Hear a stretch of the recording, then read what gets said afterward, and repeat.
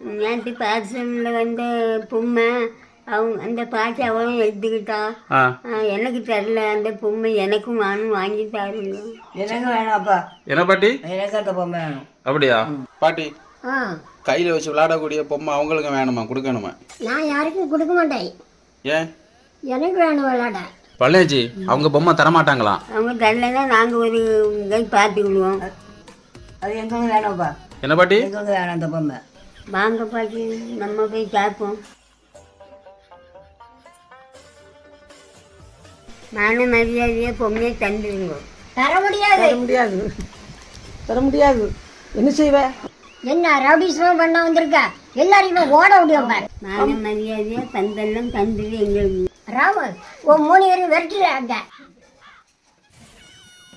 எங்களை ஆள் வச்சு அடித்தாங்கோ, பொம்மையை வாங்காமல் விட மாட்டோம்.